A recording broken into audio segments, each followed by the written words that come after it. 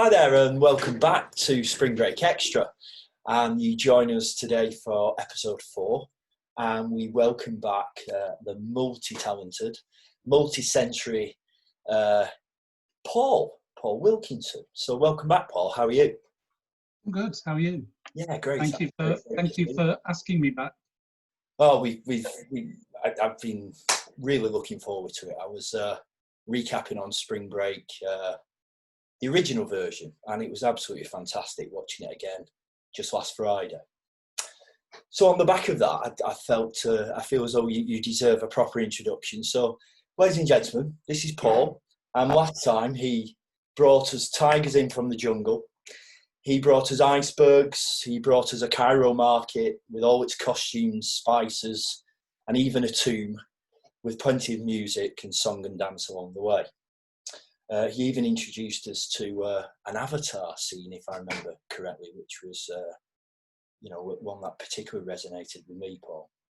And on the back of his brilliant talk about how he works with people with both severe and, I guess, regular learning disabilities, with his multi-sensory offer from his company, in a sense. There was lots and lots of appreciation, Paul. So I just wanted to share one or two things, and why not? Let's just share some more love. Why not? So, Paul, you left a profound effect on me. Was one of the comments from one of the audience, in a real positive way, I hope. You were challenging us. I was going to say that could be taken anyway, couldn't it? It could, I guess. It could. You've affected me deeply. You've affected me deeply. Please don't do it again. Yeah, profound. Nice. You challenged many assumptions, which was wonderful. I think whenever we are sitting down and we're given the opportunity to think or listen, I love to be challenged in a real positive way. There was this thing around limitations and potential, which people really picked up on and really commented on how you really see the potential rather than the limitations in people. And all of that was done with humility, imagination, and really left people feeling connected both with their heart and with their head. And I guess the final comment is everyone needs a Paul in their life. So why wouldn't we welcome you back? So you get another 18 to 20 minutes of Paul today, viewers. So we welcome him back. If you haven't got a Paul in your life, you can have one now. You can borrow one for the next 20 minutes. Welcome back, Paul. And I guess the first question for you is, what have you been up to since Spring Break episode 4? What's been happening? I don't know how long ago that was. It seems ages ago, doesn't it? It does. Is it about 2 months ago? I don't know. Time has just is immaterial at the moment. It is. What have I been up to? The first thing I did was I panicked about the fact that I wouldn't have enough creativity in my life. And it happened that in the first week of lockdown, there was it was an opportunity that came up on a thing called Arts Jobs, which people like me check out every now and again. And it was a thing called All the Stories, and you basically gave them your home address. As I say this, it sounds a stupid thing to do. I gave them my home address and they said, we'll send you a package. And it's up to you what you do with it. And they did send me a package, and it's all this sort of stuff. It was all these things. And I've actually only opened one because I've been so, not exactly busy, but I've been distracted by other things. So I'm going to open this one, and it's basically lots of little envelopes, and in each envelope is a little creative prompt. Okay. And this one, for example, and I've not read this yet, so I don't know what it says. Find a book and open a page randomly. Use this page as inspiration for poetry. Isn't that nice? I love things like that. And I love the fact that everything's a nice little surprise. And these guys, whoever's put this together, have just done lovely little envelopes that they've created. What does that one say? It says, in his stories, he saw the world. That's another envelope I haven't opened, but it'll have a little creative prompt in. The first one I had was take 2 pictures a day, one of night, one of day, for as long as you like. Create those pictures using photography, using paint, using anything you like. But it was a lovely sort of spark of creativity, and I think the fact that it sat there, and I've only done one of them, is absolutely fine, because the fact that I know it's there and I've got it if I need it. It sounds weird, but because I like creating things, I like either directing a play or writing a story or creating workshops. So I've done all those things. But if they all dry up, or I get a little bit sort of anxious to do something else, then I've got that. So I am all the stories is a lovely sort of little prompt.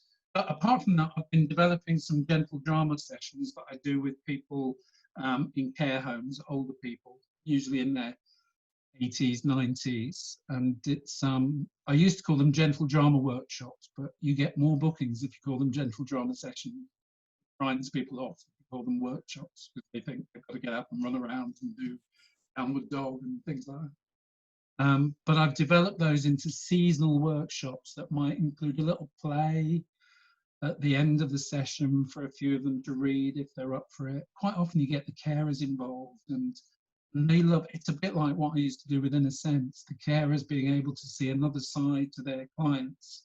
And it's basically In a Sense in a box. They go with this sort of beautiful box, and one by one they take things out of the box, and they're all wrapped, a bit like these envelopes. And inside each little wrapped package is something that will inspire their memories, or inspire them to even tell a joke or sing a song or something like that.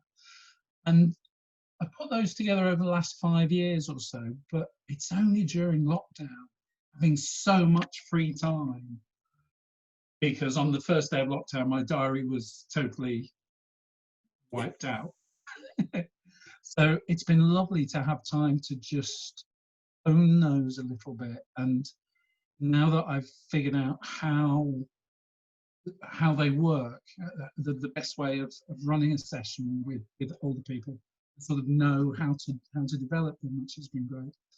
I've also been developing, I do workshops with people with disabilities as well, and they're quite mild disabilities, moderate learning difficulties.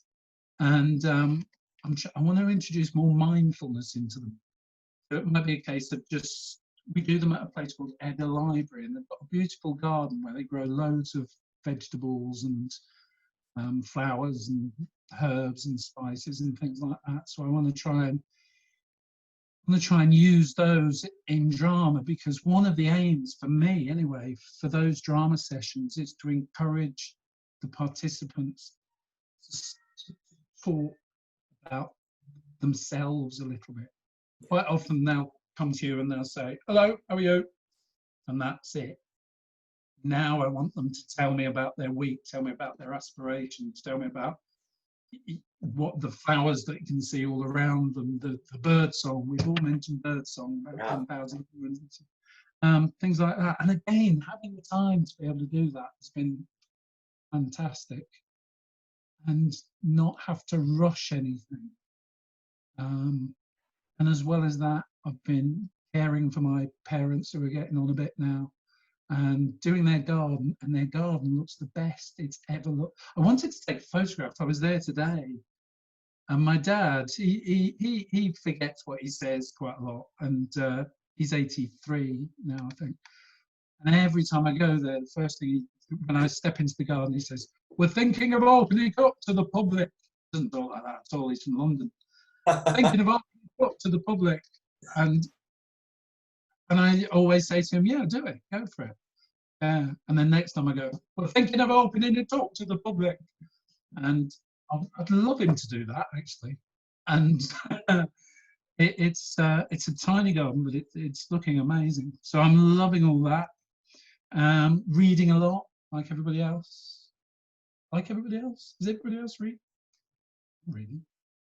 And that's nice. Yeah, I think the big thing I'm picking up on, Paul, is just life seems to have just slowed down a little bit, hasn't it? And given us all the time to think, time to listen, reconnect to whatever it is. And I'm not feeling the least bit guilty about not having. And I know many people do have a timetable, and they absolutely need a timetable and a schedule because they have lots of other people involved. In a way, I live on my own, and sometimes that's a bonus because I don't have to worry about anybody else. At other times, it's a bit sort of, it's the first time for a while I've lived on my own, and it's a bit, Yeah. But I'm not feeling guilty about not, not rushing to do things or plan, or, friends of mine right at the beginning was, they know I love writing. Oh, you'll have your novel finished by the end of this lockdown period. I've done a bit. Well, I've directed a film, I've written a screenplay. You know what? This period of lockdown, it's never going to happen again. Yeah. Well, hopefully, fingers crossed, it's never going to happen again. So I'm going to make the most of it. I think the first week of lockdown, I felt, as I imagine people who retire must feel, the fact that what a great analogy. They have all this time in front of them to do what they want, do it well, and enjoy that freedom, and perhaps learn new things. But if you don't, it doesn't matter. It's the end of the world. Yeah. Just develop what you already know. Sorry, go on. No, I'm just saying, it's funny, as you said that, made that connection in my brain. It made me think about that phrase that often goes with it when you hear people who have retired, and that's often, I've never been busier. It's bizarre. I too, it seems, have been through that, systematic almost change curve of kind of going, okay, well, this is amazing, and I can do this, and I can do that, and I can do all the rest, and I can rest, and oh no, this feels a bit weird now. Well, I don't like this, and all the rest. And then you do almost break through the other side, don't you? And then start to really. Do you know what I think? Yeah, I think there will be some people who, when they come to a period like this where they don't have to do anything, or they're forced into not doing anything, they will just seize up and do nothing. But I think if you have any sort of interest in life, people, automatically things will start happening that I mean, the days are flying by, even though I feel sometimes, what have I done? I really don't know. Yeah. It's going like that, and I've always got something on the go, but I was really interested in this feeling of everything slowing down. And I mentioned to you before on the radio yesterday, on Radio 4 Extra, they were talking about it was a TED talk actually, and they were talking about this feeling of not feeling guilty about doing nothing during this period, and actually not procrastination is not necessarily a good thing, but slowing down is wonderful. Be able to look at people and watch people. There was an artist called Gabrielle Garcia Colombo, who it's a mouthful, but a wonderful name. I might change my name to Gabrielle Garcia Colombo. Barthea, not Garcia. Barthea. I can't wait. Welcome back for that introduction on Spring Break Season 4. Thank you. Yeah. Right, that's a done deal. But he was saying about the fact that people have an attention span of about 8 seconds. So when they go around a gallery, they might stand in front of a painting for 8 seconds, if the painting's lucky, the artist is lucky, and then they move on to the next one. And what do they take in 8 seconds? They're just getting a general feel of that painting. So what he's done is he's created works of art where the viewer is rewarded for the time they spend in front of that painting or work of art installation. And my favourite, he's done a few, but there are two that really stuck in my mind, and one which absolutely sums up what he's doing. In Grand Central Station in New York, I don't know if you've ever been there, but it's an amazing station with huge walls, beautiful sort of cathedral-like place. And he has these random words projected onto one of the walls, and they're falling down against the brickwork, and they just tumble. And if you glance at it for about 8 seconds or less, you'll just see words falling down the wall. But if you glance at it longer, if you watch it, if you watch what's happening and you take the time to appreciate what's happening, the words form a poem. So eventually the whole wall is filled with poetry. And then that disintegrates once you've had time to read the poem. Nothing's rushed. It's just beautiful. It's like this waterfall of words that create this poetry. And I think it sounds beautiful, doesn't it? I remember seeing something similar in, I think it was in Prague. And we were walking under a bridge. I don't know why. It was by the river in Prague. And we walked under this bridge, could have been Charles Bridge, the main one in Prague. And suddenly you could see, it was like a waterfall going into the water in the centre of the river, under the bridge. Okay. And as you watched it, if you walk past, you go, oh, waterfall, that's nice. That's unusual, a waterfall coming from a bridge into the water. As you watched it, words would appear in the water just before it hit the water. Words would appear in the waterfall. And it might be just peace, love, welcome to Prague, things like that. It's beautiful. And I wouldn't be surprised if it was designed by the same artist. But the other one I really love that he's done, and again, it's rewarding the people who take time to watch these things. There's a picture. It looks like a picture at first. If you look at it very quickly, it's a picture. It looks like an anthill with people, with little figures painted into the tunnels of this anthill.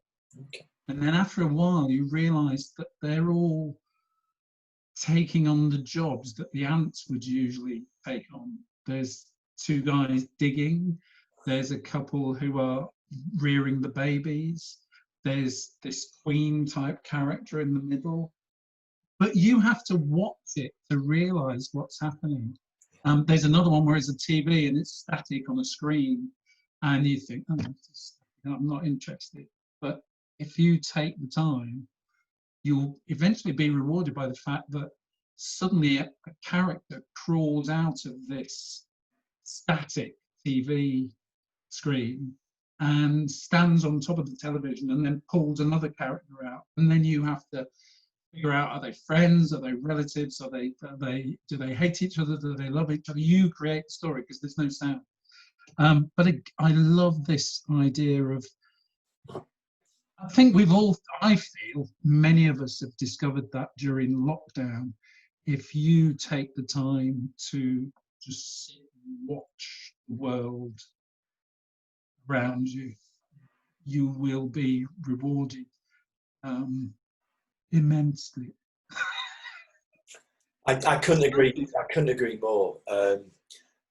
I remember, oh crikey, 25 years ago, I was a teenager. One of my favourite things to do, weirdly, as a teenager, was sit in the Opera Coffee House, it was called, in King Street in Manchester. And just for an hour, probably a trip to town, at the weekend, but I'd certainly take an hour. Before coffee was cool and trendy and all that kind of stuff. And it really just was a people watching exercise. Yeah. It was a shop window onto Deansgate in Manchester. And, I think clearly, looking back now to 25 years ago, clearly I had a fascination for people and their behaviour and their interactions. So it's a wonderful thing. And I guess this is, as you said, this pause has given us the opportunity, time to think, time to listen. Let's do it all, speaking about the senses, picking up on smells and tastes and touches and the whole you know, the whole shenanigans there in terms of stuff we're noticing. So what about you finally, Paul? How have, you know, it sounds like you've been tremendously, you know, fulfilled and immersed in all this creative and imaginative stuff and what's going on. What about the downtime from that? You know, what about you know, a bit of mindfulness for Paul? Have you been taking a walk or getting out and about much, or, you know? Yeah, I think pretty much every single day I've been out. I've got a lovely garden in here where I'm living, but it's you can't see people from it. There's too many shrubs in the way. And I love sitting there and just reading in the sunshine and watching the world go by. But yeah, you don't see enough people. So I've been going up the park, which is just 100 yards up the road. It's a beautiful park, Hesketh Park in South. So it's got a great big lake, and it's not overdone. It's still like a forest in some areas. And of course, there's no money to spend on parks these days, so it's got a bit overgrown. But actually, it's really beautiful where it's overgrown, and it's lovely. But I love sitting on the bench up there, and I might take a book with me. And I've gradually got to know quite a few people. There's an older couple who go around, and I seem to have bumped into them almost every day. And we don't know each other's names or anything, but he calls himself the Prime Minister, and he says, "I'm Chancellor of the Exchequer." No idea why. We've never discussed politics, but he, for some reason, has decided I'm the Chancellor of the Exchequer and he's the Prime Minister. They're in their have you been bringing role play to a park in Hesketh? Come on, let's be honest. I know. Well, I do dress as Boris Johnson when I go to the park, but I can't see why that should inspire anybody. But I just love that sort of randomness. They're obviously, dare I say, Daily Mail readers, because they have this thing about everybody getting furlough. They're all spending it on trips to Spain, and it's ridiculous. It needs to stop. I said, I don't think they are. I think a lot of them are spending it on bills and rent and mortgages and things like that, living. Yeah. No. I've seen it. I've seen it for myself. They are going to Spain. They are coming back with barrel loads of beer. Oh, I must admit, I've missed that. I've not seen that. But he's convinced that's happening. And his wife just stands there sort of nodding. Oh yeah. And then tells me off for not wearing a jumper or something. So life is still going on then. Pardon? Life is very much still going on. Yeah, it's lovely. And because I do a bit of acting every now and again, to be able to watch people like that is fantastic. There was another couple, I was reading a book, they went past, and they were, again, I seem to only talk to people in their 80s. I think they're the chatty ones. A lot of people our sort of age, they might give you a quick nod, but they won't just stop and there. And a quick question: is it true?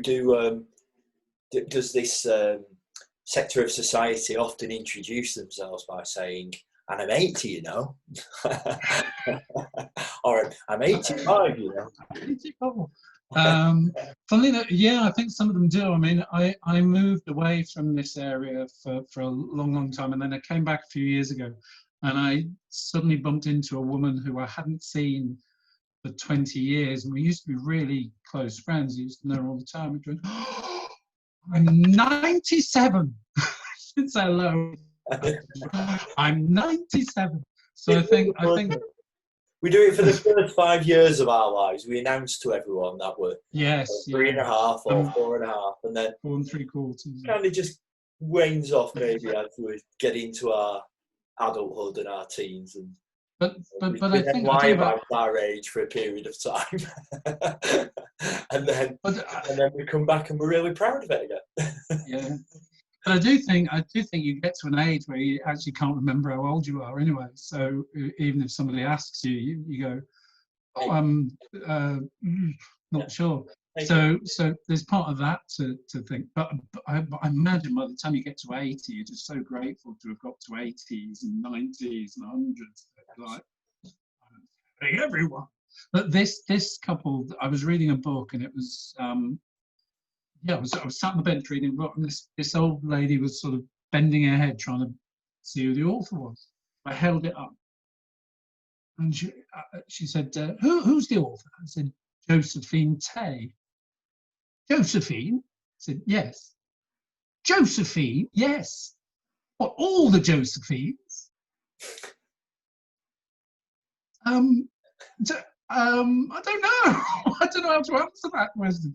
But she was wonderful, and she was a dance teacher. She was in her 80s. She was a dance teacher, and they were dressed in 1940s clothing. Beautiful. She had a beautiful print dress on, and he was in this sort of tweed suit.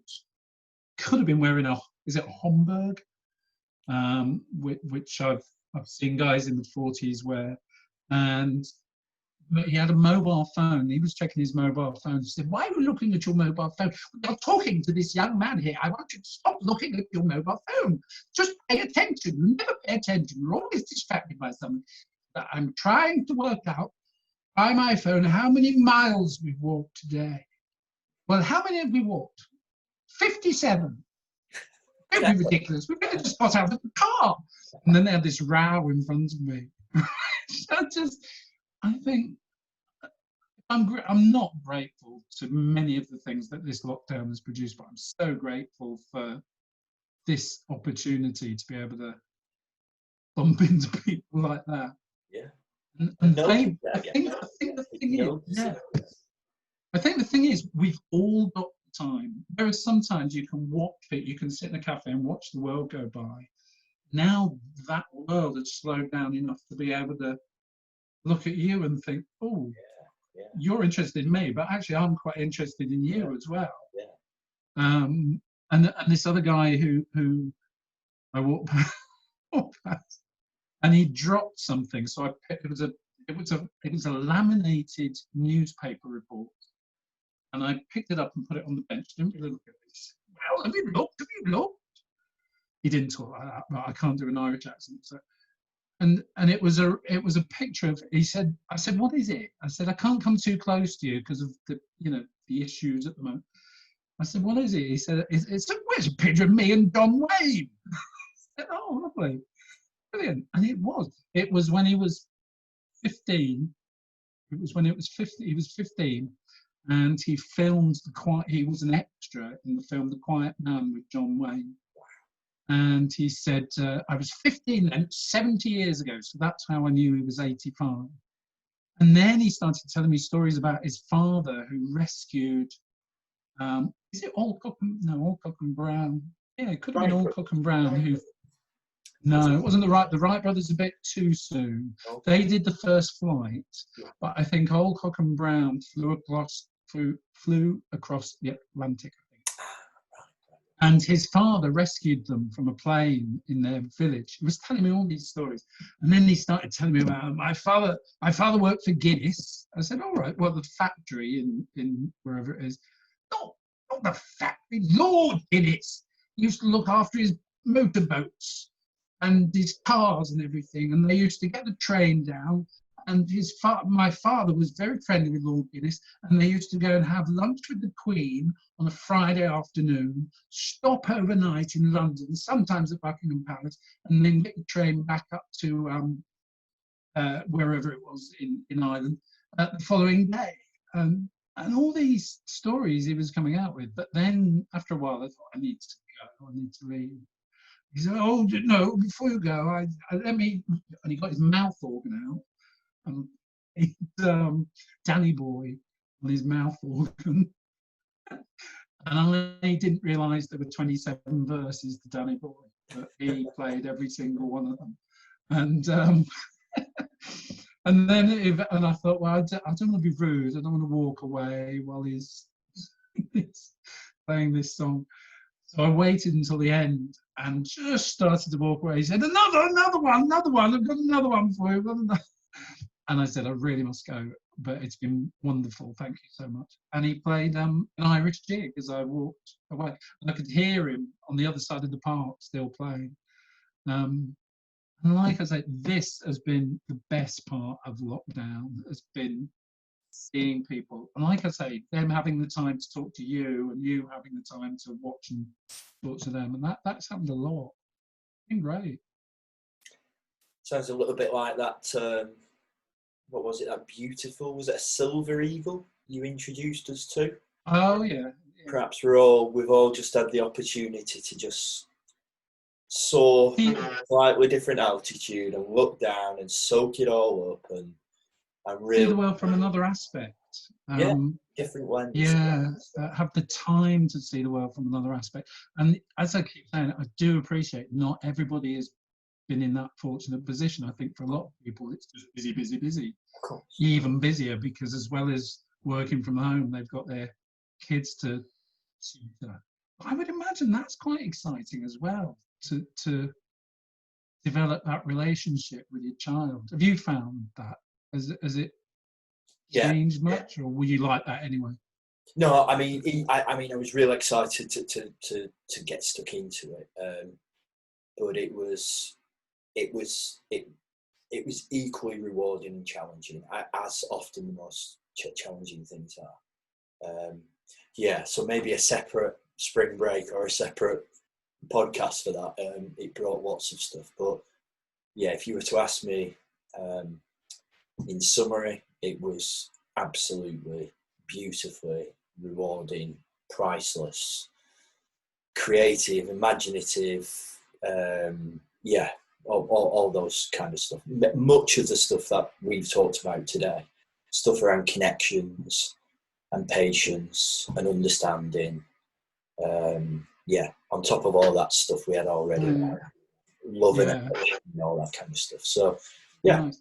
Thrown in with some real testing times, of course, with tantrums and goodness knows what else. And that was just the adults, so. Yeah, because they're obviously missing the outlet of being at school, aren't they? And things. I think with meeting people from an actor's point of view, that's been wonderful. But I love being able to steal things. God, that sounds awful. I tend to stash things away and make lots of notes about things that I've seen to use in future plays and productions. And I think I've had plenty of time to listen to music and read some plays and revisit some scripts that I've had, and everything about this period is just helping that to develop. I've done a couple of online things. One was I was listening to the radio, and it was Radio 2 in the morning, and whatever her name is, Sarah Cox, is it, or whoever's on? Yes. She said, "Oh well, it's great. We've got Joe Wicks and Netflix and blah blah blah." And I thought, that reminds me of a song. The way she's just said that.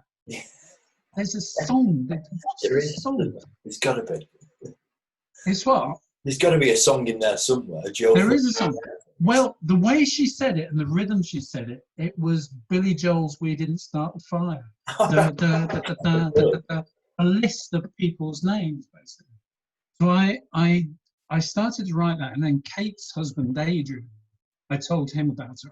We had a Zoom games night, and I happened to say, I'm doing the words changing the words to Billy Joel's song to make it COVID-19 relevant. Oh, it's already been done. Are you joking? Yeah, so I was really mixed. But I checked it on YouTube, and I thought, I could do better. It was awful. There were about 3 different versions, and they were terrible. Oh. I thought, well, get on to that. But I did sort of leave it for a while, and then after a bit, I put it together again, or got into it, and then one day just spent a whole day listening. So I did a recording of it at about 11 o'clock at night, having spent the whole day.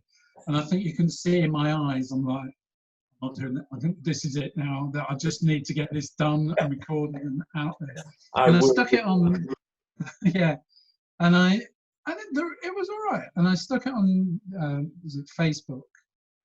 And I've had more comments and things about that than anything I've ever done. Not just Facebook, but in real life. I've done plays and performances and workshops and all sorts of things. I've never had a response like I've had for this stupid song that I had.